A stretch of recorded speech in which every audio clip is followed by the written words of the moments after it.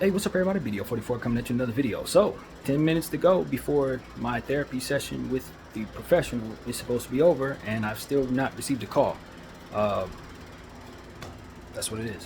Just waiting on her to call. Maybe she's a little late. Maybe she called at 9:30 like I said earlier today. Yeah. So today is 2K day, and I used to be a 2K addict. NBA 2K 24 just released. Of course, with 24, they put Kobe's likeness on there. Rest in peace to the great Kobe Bryant. Salute to his family as well. Take Two Interactive is a company I've talked about on this channel. And, I appreciated the time that I had playing the game. It provided me a great deal of time wasting that I wanted to waste doing it. I enjoyed it. A lot of what it is that I understand about the game has come from some of the modes that I played during that game. So I owe some of my basketball understanding and intelligence to that game and to the makers of that game. And it was some really good years playing it, even though I struggled so much breaking away from the game. It ultimately provided me a great deal of happiness, even though there were other things I should have been doing, whatever, whatnot. What I chose to do was play the game, and it gave me a lot. Hours and hours and hours and hours. Days, months at a time during my isolation period. That was the only game I wanted to play. There's only really two games I actually played when I owned my PlayStation 4. And that was Red Dead Redemption, which I still think is one of the most soothing games for a grown-up to play. It's really soothing. That's the best way I know to describe it. And 2K, because I'm a basketball addict, NBA addict to be exact. So today is 2K day, and there was a time where there would be nothing would be more important to me than making sure I had this game. Every year for a good 12 years, that was the only thing. Like, this day comes around, I need to have that. But I prayed a lot of prayers to get me to stop wasting time and to find other things that would be productive for myself and various different things. And when my financial situation went awry, I stopped getting, I stopped using Wi-Fi. I cut off the Wi-Fi bill. And so it thus made it that I couldn't play 2K. And that's kind of what got me weaned off of the game. It was a real addiction for me, honestly. I ain't gonna even hold you guys. It was an addiction. I would want to play for hours and hours on end, grinding in my career mode, trying to turn my player into the best player I could. And then when I get to a certain point, I want to create another player and go through that grind process again. I never poured any money into it as you're supposed to. You know what I mean? That's what's supposed to expedite the process so you don't waste your time with bad players for many, many hours trying to make them better. You can just put money into the game and then from there build your player up to being good enough to do various different things that are unlocked once you do. But I was wise enough to keep from doing that. What I understood over the years is that the servers behind the game when you play online tend to mess with the latency of your controller. They would mess with the latency. Sometimes it would be even worse than that. And a lot of times I had experiences that I would think were unique to my own situation. Because I played the online mode so very much till they got used to me. And with my mental health being as it was, I tend to quit basketball games unnecessarily when I would be losing. I just quit. That was my attitude. Like if I'm not winning, I'm out of here. And they shun that, for righteously so. But nevertheless, that was my mental health issue. That was one of the things that I ultimately found myself being targeted by their servers. Deeply targeted at that. They would every time I would start playing, they would mess with me. And the community in the park area, if you're familiar with the park area, once you get to a certain level where your player is good enough to be in the park, you get out there and a lot of times it would just be a toxic community. People, just overall just showing their demons by way of the game. Just acting funny in the park area. But what I came to understand is that Take Two Interactive plays psychological games with their people, with the people that love the game. They would troll you. They'd tell you stuff is in the game that's not. They would ultimately put things in the game that were meant to just frustrate you for no other reason than to just, as I said, bleed the evil of their hearts into the game. And that's exactly how I took it. It's like these are assholes who want life to be harder on others, want to develop some type of psychological Stockholm syndrome so you'll keep coming back to be treated poorly. This is my experience with the game, being someone who's obsessed with it. I want people to understand that was my experience. That it got to a point where it was spiritual warfare that I was dealing with, trying to enjoy my pastime because of the things that were put in place to frustrate me by way of the game, frustrate anyone who would play it. And a lot of people were able to overcome that. They're better basketball players than me, that kind of thing. That's fine. But I'm telling you, some of the stuff that was there was just wickedness. It wasn't deeper than that. And now that the new game is out, I've prayed a great deal of prayers to separate myself from wanting the game. And I'm comfortable and happy to say that I've broken that cycle. I have no interest in buying that game. I'm not confused about why the graphics still look the same as they did 10 years ago. It's because they troll. That's what they do. They want you to stay to be mistreated, just like all the other companies that I complain about on this camera. Apple do the same thing with Apple Music app. They want you to stay for the mistreatment, and in some weird little psychological way you're gonna stay. It's just like pimps. You know how pimp gonna do? Pimp gonna put all types of psychological stuff. He gonna put his hoe down so that she keeps coming back. She'll never want nobody else, but she's staying for the mistreatment. That's the psychological behavior that they apply. That's the application of how they do to you. And a lot of companies do that. Take-Two Interactive is just one of them. I want people to know that I don't think they've changed. Not to say that I'm going to find out, because I have no interest in buying the game. If you want to buy the game, you're probably going to have some good days playing it. I'm not going to sit up here and act like you're not going to enjoy the game. It's well put together. But you got to know that from the experience of somebody who loved the game more than anything else, I'd rather play the game than anything else, my experience deteriorated my mental health.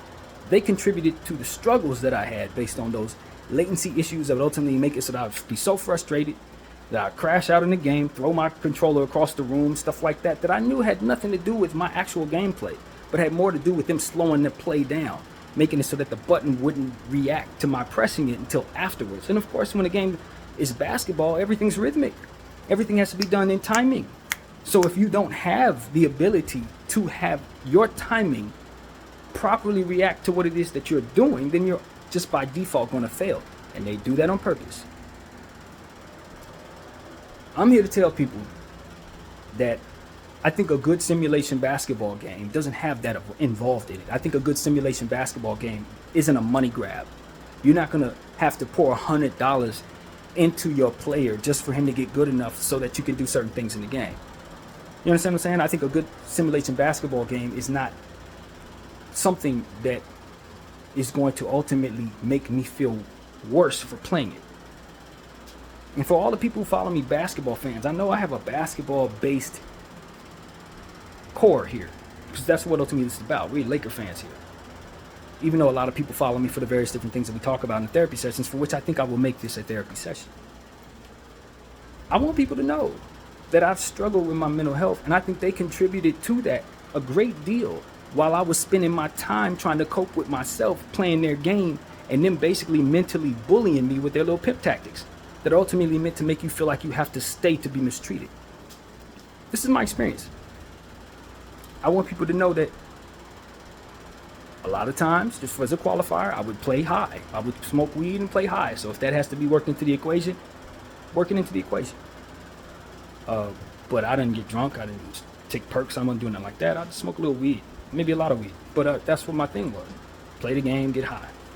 But the times that I played this game, a lot of the time, I was dealing with energy, pure energy from people who were monitoring me, trying to make it so that my experience would be worse. And that's something I've always spoken against in regards to this game. So now that they're coming out with a new one, I know that they're doing this to children, because I was a grown man going through this. Y'all know I'm almost 40. So a lot of times I was playing, I was grown. They were doing this to kids. So I want you to know, if you're buying your child this game, or any game for that matter, monitor what's going on there. Monitor what's going on there, especially if your child is off the spectrum. Monitor what's going on there. Because I guarantee you they're studying your child. If that kid plays that game long enough, they're studying him. They're studying his emotions, they're studying his trends, they're studying his tendencies, and they're trying to work him into a space where they are controlling what it is that he wants going forward while mistreating him at the same time. This is what they do. I'm telling y'all, I am not afraid of none of these companies. I'm not afraid of being knocked off or dead or anything like that. I don't care. I am going after every single body that I know is mistreating people while they're not looking, or where they don't see it that way, because They're rocked to sleep by culture or rocked to sleep by various different things that don't allow them to see what it is I see clearly. I'm a unique mind. And I'm telling you, a lot of this devilish stuff that's out here, for us to be warped into and have Stockholm syndrome, which means you're going to sit there and take the pain while you continue to want it, that stuff is a psychological application that is being applied to us all over the place. And Take Two Interactive, from where I'm sitting, based on my experiences, is very much involved in that type of energy. So yeah, that's what I got to say about NBA 2K24. And I want people to know BDF 44 said it. And I also spent probably $1,000 buying their games over the years. I did that. Even though I knew I was tired of being treated this way, even though I knew that this was going to happen, I still had to buy it. That's how I knew it was something else going on there. That's how I knew it was some pimp stuff, some psychological nonsense going on there. And so I speak against it. I'm in a place in my life where I feel I have nothing to lose. And I blame myself for a lot of my problems, but some of the stuff that happened to me was going on with stuff that I was using my pastime to enjoy. Apple Music app and their nonsense that I'm dealing with as we speak. T-Mobile and their nonsense for which I'm dealing with as we speak. And Take Two Interactive, for which I prayed great prayers to get away from, and now I'm away from. Great prayers. Prayers like literal, Lord, please get me away from this because I can't seem to break myself from this chain as I continue to be unhappy playing this game. Prayers that the Lord answered. He also gave me the confidence to speak on my channel about my experiences so that people will have some understanding of someone's experience that wasn't so good besides what it is that everyone may be talking about, and see it from an angle that maybe someone else may not be speaking on. Know when you're being pimped. Know when people are trying to have you in place to be mistreated and making you think you want it, because that is an application of devilishness that I'm seeing every single where. Every single where. The suggestion of certain situations. You shouldn't want your baby mama or your baby daddy. Let's try to raise our child by ourselves. And you know what comes with that? You're not getting any closer to where you need to be to build what it is you ultimately need to be competitive in this world. They know if you're separate, you can't build as much. They know that the people who are successful and the groups that are successful are together.